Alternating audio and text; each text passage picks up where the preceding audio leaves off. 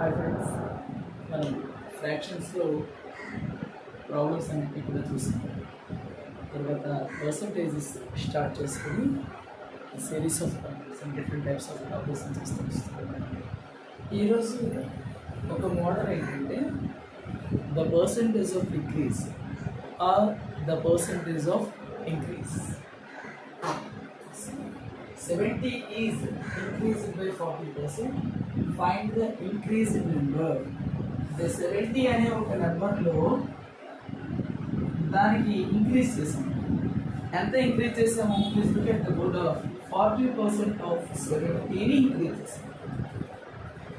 యాక్చువల్గా మన దగ్గర 70 ఉంది. మనం ఏం చేసాం?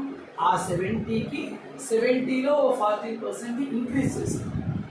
సో అంటే ద న్యూ నెంబర్ ఏమవుతుంది? New number is 70 plus 40% of 70. మన దగ్గర ఉన్నటువంటి 70కి ఒక 40% ఆఫ్ 70 మనం ఏం చేస్తాం? ఇంక్రీజ్ చేసుకుంటాము. So 70 plus 40% of 70. We know that 70 itself it is 70. 40% of 70 means 70 into 40 by 100, isn't it? అవునా కదా?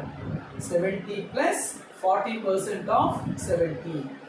70 ప్లస్ 70లో 40%. ఎవరైనా తెలుగు మీడియం పిల్లలు మాట్లాడుతుంది. సో ఈ 0 0 క్యాన్సిల్ అయింది.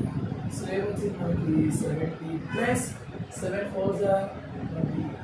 So the new number is 98. And then another problem. The cost of an article is decreased by 15%. ఇక్కడ ఏమైంది? Cost అనేది తగ్గింది. ఎందులో? ఆ ఆర్టికల్ ధరకు కాస్ట్. లైక్ అదొక బుక్ అనుకోండి, లేకపోతే ఒక పెన్ అనుకోండి, what ever it. The cost of an article is decreased by 15%. The original cost is 80 rupees. అంటే 80 రూపీస్ ఉండే ఒక ఐటెం తీసుకుని దానిలో 50% ఏం చేశారు? డిక్రీజ్ చేశారు, తగ్గించారు. So find the decreased cost. ఇప్పుడు ఆ డిక్రీజ్డ్ కాస్ట్ అనేటటువంటి ఏమవుతుంది అని అడుగుతున్నారు. డిక్రీజ్ అయితే మనం ఏం చేసుకోవాలి? లెస్ చేసుకోవాలి. 80 నుంచి ఎంత లెస్ చేయాలి? 80లో 15% తగ్గించాలి. Isn't it? The cost of an article is decreased by 15%. If the original cost is 80 rupees, find the decreased cost. తగ్గినటువంటి కాస్ట్ ఏమవుతుంది? 80 రూపీస్తో పాటు 80లో ఎంత తగ్గింది? 15% of 80 is decreased. Original cost ఏమో 80 రూపీస్. ఏం చేశారు? 15% తగ్గించారు. దేని మీద తగ్గించారు? 80 రూపీస్లో 15% తగ్గించారు. So 80 minus 15% of 80. 80 ఇలాగే ఉంటుంది. 15% ఆఫ్ 80 అంటే 80 into 15 by 100. 80 into 15 by 100. So 0 0 cancel అయింది. 2 4s are and 2 5s are cancel చేసేది. అగైన్ 5 3s are 15 మనం క్యాన్సిల్ చేసుకోవచ్చు. సో ఏమొచ్చింది? 80 మైనస్ 12 68 రూపీస్. 15% తగ్గించడం వల్ల ఐటమ్ ధర కాస్ట్ ఎంత అయిపోయింది? 68 rupees. Again I'm repeating. The cost of N article is decreased by 15%. If the original cost is 80 rupees, find the decreased cost. తగ్గించిన తర్వాత ఆ ఐటమ్ ధర కాస్ట్ ఎంత అవుతుంది అని అడుగుతున్నారు. యాక్చువల్గా దాని కాస్ట్ ఎంత అన్నా? 80 రూపీస్. ఎంత తగ్గించారు? 80లో 15% is decreased. 15% of 80 is decreased. So the new cost తగ్గించిన తర్వాత ద డిక్రీజ్డ్ కాస్ట్ ఏమవుతుంది? 80 minus 15% of 80. 80 minus 15% of 80 means 80 into 15 by 100. Just మనం సింప్లిఫై చేసుకుంటే వచ్చింది 0 0 క్యాన్సిల్ అయింది. 2 4s are 2 5s are again 5 3s are 15. 4 into 3 12. So 80 minus 12 is equal to 68. అర్థమైందా? మరికొన్ని problems చూద్దాం. ఓకేనా? మరొక ప్రాబ్లం చూద్దాం. The price of rice rises from 30 rupees per kg to 36 rupees per kg. Find the percentage of raised price. అంటే 1 kg of rice cost 30 rupees నుంచి 36 రూపీస్కి పెరిగింది. It raised. అయితే ఎంత పర్సెంటేజ్ పెరిగింది అని మనకు అడిగేటప్పుడు ఫస్ట్ దాని ప్రైస్ ఎంత ఉంది? 30 రూపీస్ ఉంది. 30 రూపీస్ నుంచి 36 రూపీస్ పెరిగింది. అంటే ఎంత పెరిగింది? 6 రూపీస్ పెరిగినటువంటి the raised price, the raised amount ఎంత? 6 రూపీస్. ఈ 6 రూపీస్ అనేది దేని మీద పెరిగింది? 30 రూపీస్ మీద 6 రూపీస్ పెరిగింది. సో దాని ఫ్రాక్షన్ ఫామ్ లో చెప్పాలంటే ఎలా చెబుతాం మనం? 30కి 6, దాని ఫ్రాక్షన్ ఫామ్ లో ఎలా చెబుతాం? 6/30. అదే కదా raised cost, raised amount of money. 30 rupees నుంచి 36 రూపీస్ వెళ్ళింది అంటే ఎంత పెరిగినట్టు? 6 rupees. The amount of 6 rupees is increased. దేని మీద? 30 రూపీస్ మీద. సో దాని మన ఫ్రాక్షన్ ఎలా చెబుదాం? 6/30 అని చెబుదాం. ఇప్పుడు దాన్ని పర్సెంట్ గా మార్చాలంటే ఏం చేయాలి? ఏదైనా ఒక ఫ్రాక్షన్ పర్సెంట్ గా మార్చాలి అంటే ఇంటూ 100 చేసుకోవాలి. సో 0 0 క్యాన్సిల్ అయింది. 3 2s are 6. 2 into 10 is equal to 20%. So increase price ఎంత అవుతుంది? 20% అవుతుంది. ఎప్పుడు కూడా గుర్తుపెట్టుకోండి, మనకి ఒరిజినల్ కాస్ట్ మీదే పెరుగుతుంది లేదా ఒరిజినల్ కాస్ట్ మీదే తగ్గుతుంది. ఎంత పెరిగింది? 30 రూపీస్కి అయితే 6 రూపీస్ పెరిగింది. పర్సెంట్ అంటే ఏంటి? పర్సెంట్ అంటే per 100. 100కి ఎంత పెరిగింది? It is nothing but the percentage. So the raised cost is 36 rupees and the price raised amount is 6 rupees and it raised on 30 rupees. అది దేని మీద పెరిగింది? 30 రూపీస్ మీద పెరిగింది. 30కి అయితే 6 పెరిగింది. 100కి అయితే ఎంత పెరుగుతుంది? ఇంటూ 100. మనం సింప్లిఫై చేసాం. 0 0 క్యాన్సిల్ అయింది. 3 2s are 6. 2 into 10 is equal to 20%. So ఈ రైజ్డ్ పర్సెంటేజ్ ఎంత అనేటటువంటిది మనకి వచ్చింది. మరొక ప్రాబ్లం చూద్దాం.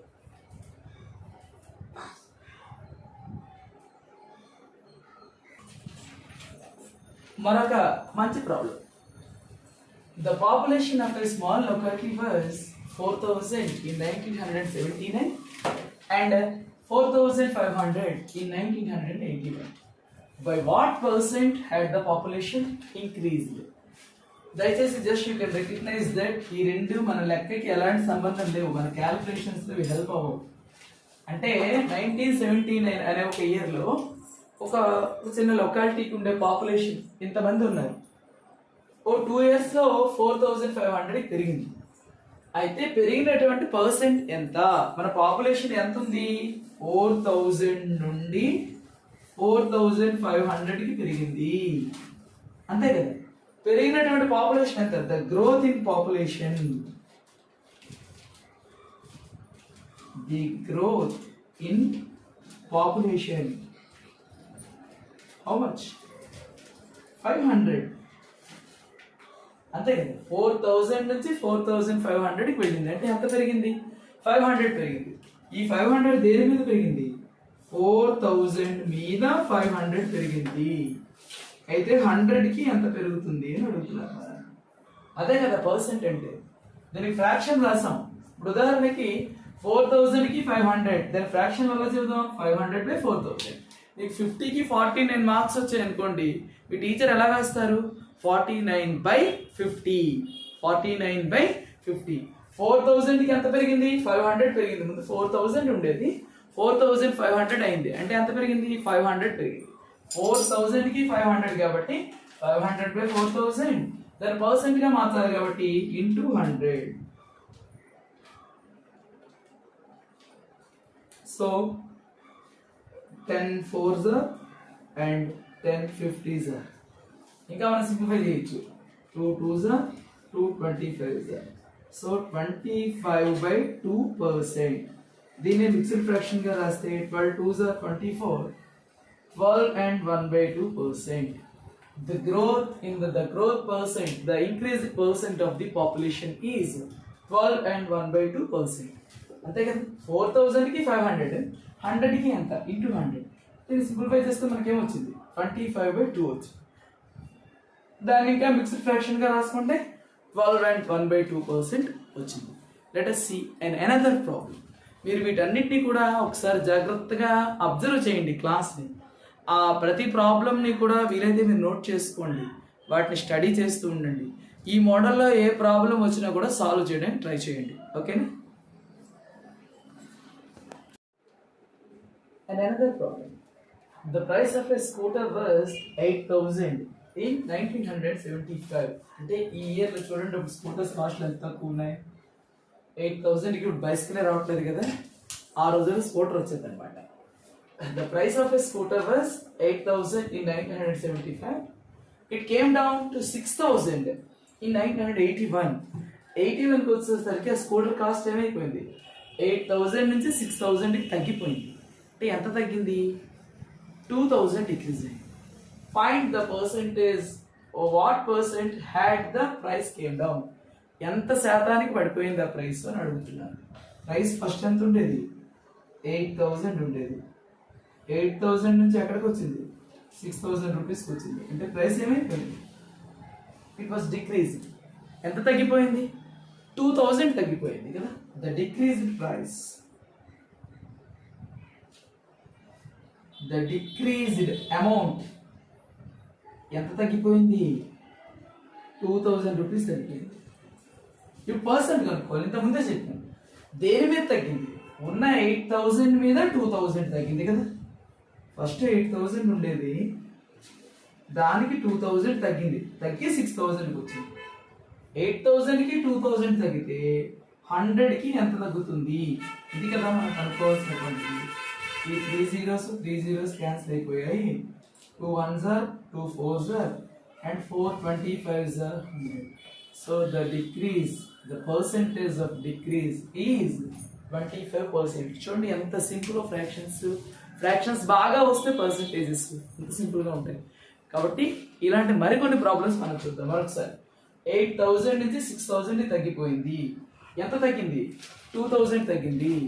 దేని మీద తగ్గింది, 8,000 ఉండే ప్రైస్ మీద 2,000 తగ్గితే 100కి ఎంత డిక్రీజ్ అవుతుంది.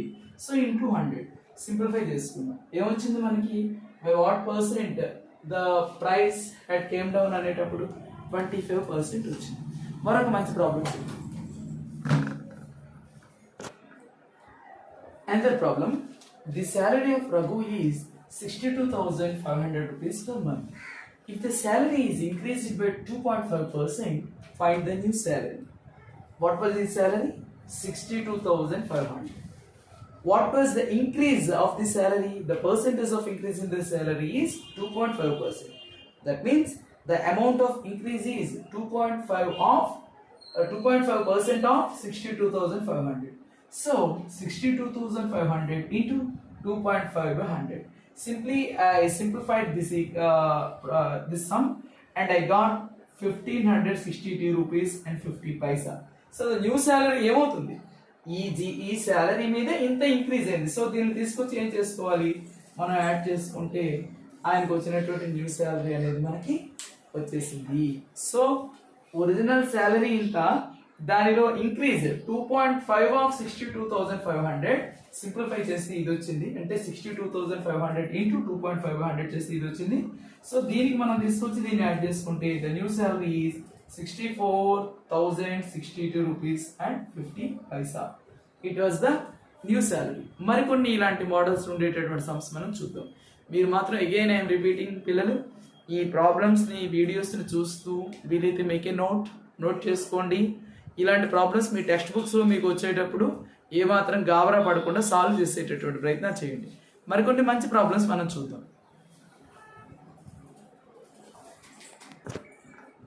మరొక మంచి problem, A speed of 600 kilometers per hour is increased by 12 and 1/2%. అంటే ఒక వెహికల్ 600 kilometers per hourతో వెళ్తుంది అనుకోండి, ఒక ఫ్లైట్, ఒక విమానం ఇలా వెళ్తుంది అనుకోండి, దాని స్పీడ్ ఇంక్రీజ్ చేశారు, 12.5% ఇంక్రీజ్ చేశారు. దాని యాక్చువల్ స్పీడ్ ఏమో 600 kilometers per hour. Increased speed ఏంటి, దీనిలో 12.1/2%. So 12.1/2% of 600. That means 600 into 12.1/2 by 100.